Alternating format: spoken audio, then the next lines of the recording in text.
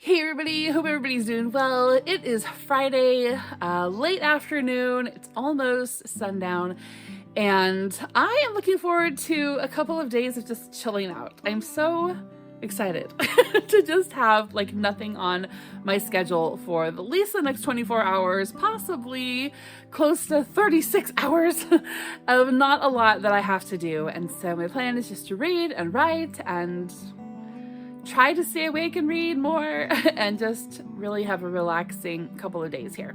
But tonight, anyway, I wanted to come on and talk to you guys about one of my favorite book series, the Emma M. Lyons series. What sparked this idea was a comment from one of my lovely viewers, and she said this on I had made a reading check-in video and was talking about how I had finally finished, up to all of the books that Beth Brower has published in the Emma M. Lyons series. And her comment was, I read the first Emma book and hated it. I found it boring and very nondescript. I couldn't understand the fixation on this series. And so I thought about that for a little bit, and I was like, why do I like this series so much? Why does this appeal to me? So I thought I would go ahead and come on and talk about some of the reasons why I love this series. And then I'm sure that there will be some opinions out there. So I would love to hear, I'm just assuming everybody loves this series. So what are some of the opinions out there about the Emma M. Lyons series? Do you love it? Why do you love it? Do you not so much love it, and why? I would just love to hear and have a little bit of conversation about this. Now, this video is going to be spoiler-free. You're not going to hear anything that you don't either know in the first, 10 or 20 pages of the first book, or anything that isn't something that would obviously happen in the course of a, very long series like this. So don't feel you can't watch this if you haven't read the stories yet. I'm not going to reveal anything that's going to cause any issues, right? That's gonna be a spoiler or whatever. So if you're not familiar with this series, right here is the colorful rainbow of mismatched, boldly colored books that is the hardback version of this series. All of the hardbacks look like this, just with a different volume number and a different color. And then the paperbacks look like this. Now, you can get these on Amazon. It is a self-published, it's like an independently published series by Beth Brower, and apparently they've just taken the world by storm. Emma M. Lyons is a young woman who has, at the beginning of the series, she comes home to an estate that should be hers. However, it's sort of been taken over by a male relative, and her financial inheritance, he's basically blown on frivolous things. So she comes to the house that is her house, and she starts basically trying to figure out how is she going to support herself in this home and keep, her family home and the legacy of her family, not lose it to creditors or whatever. Just keep herself afloat, basically. And this man who is her cousin and who did, swindle her, basically, he lives in the home with her. She has a couple other staff members. It takes place during the Victorian times. She would generally be, socially required to have some kind of a, chaperone, or just somebody to accompany her and be a third person in the room when she has men over and all that kind of stuff, right? She doesn't have anybody like that, and so she's just kind of winging it on her own. Apparently there is a vast family library within the home, but that was actually bequeathed to this toxic cousin of hers, and she doesn't have any access to it. However, she is very much wanting to read and learn and just kind of be educated, self-educated, and about, things besides deportment and all the things that, a Victorian woman is supposed to learn to be a proper young lady. She wants to learn about classical authors. She wants to learn about poetry. She wants to learn about history and about the world that she lives in. She's just got a mind that goes a little bit further than just, parties and dances and pretty dresses and how to be polite in society.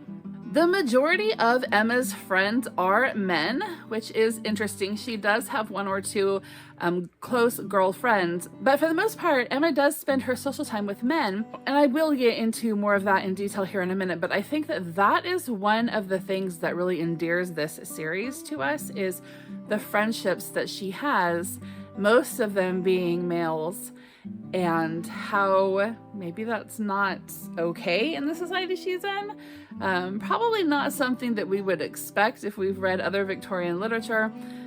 It's just an interesting part of everything. The books are literally her journals. She's just writing down her thoughts each day, things that have happened, and how she feels about it. And yeah, they're addicting, really. They really are.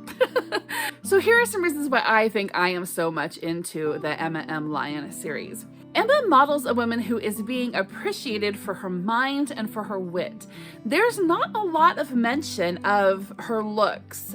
We get the impression that she's a decent looking woman and all that, but it's not really emphasized too much. What is emphasized is her humor, her dry humor, the thoughts that she has, the deep thinking that she does. You know, she has critical thinking skills, and it's all really focused on her mind and her personality. So many volumes go by without there really even being much of a hint of a romance concerning her. I mean, there's, comments made about this guy or that guy at the ball or whatever, but for her and for her own heart, what she's thinking, it doesn't really seem to come up. It's not the highest priority for her. It's not the thing at the forefront of her mind.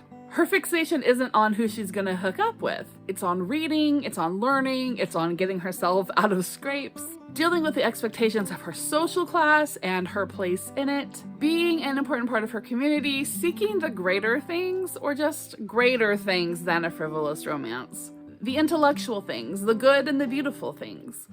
These are the things that Emma's mind and her diaries are focused on, and it's just more interesting for someone like me who is not a lover of romance novels at all. We are reading about a Victorian like we've never heard before. She might be required to do the actions of submission to other people, but her mind and her heart are her own. We respect her spunk and how often she uses unfortunate situations to her advantage and the humor that she finds in them. We appreciate her dry humor, and we cheer for her at times that she is able to claim her own independence.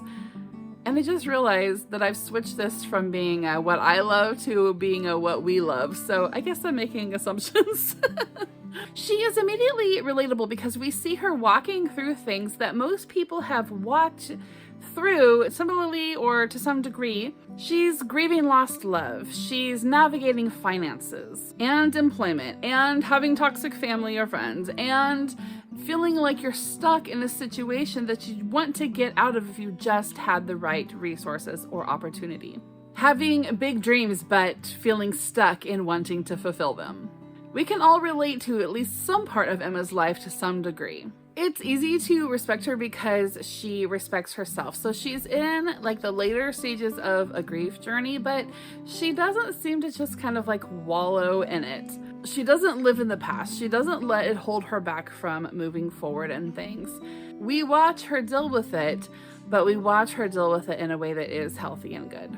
She's been cheated out of her inheritance by this smarmy family member who still lives in her home, but she really picks her battles with him, although they are funny battles for sure, and she does have a lot to say privately.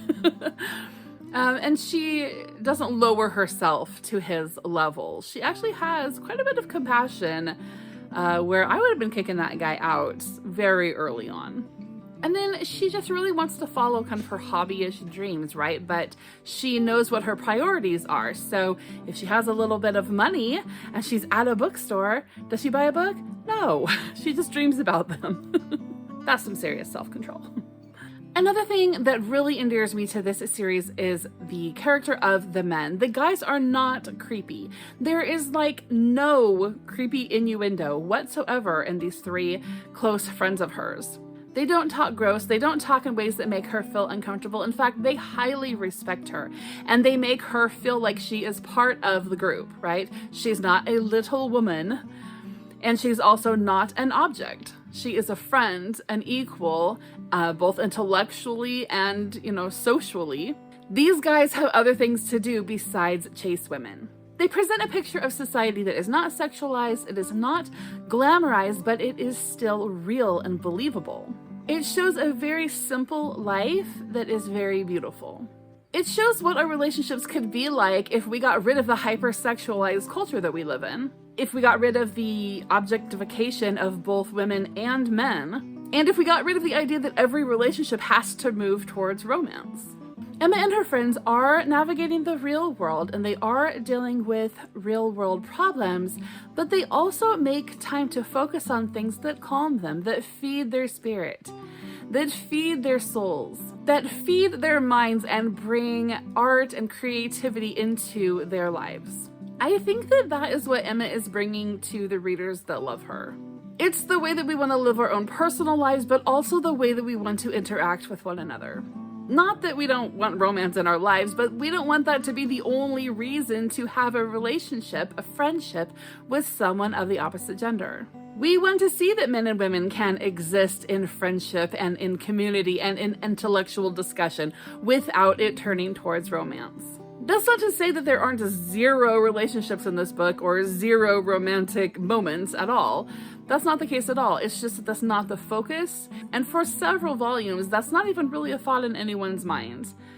And I just love it that she didn't start out her friendships with a crush on somebody. I think this is a timeless idea, a timeless ideal.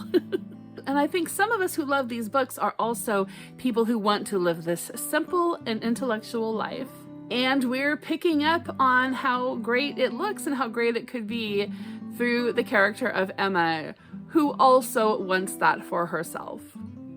Just a simple, cozy, but intellectual life where she's learning things and applied what she learns in a creative and possibly artistic way.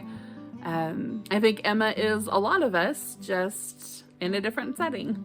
So let me know what you think down in the comments. I would love to hear what you think about the Emma M. Line series. Have you given it a try yet? Is it on your TBR? And if you are one who does not like the series, I would love to know why as well. What is it that doesn't appeal to you? But hope you guys enjoyed this. Hope you're having a great day. I will see you soon. Bye-bye.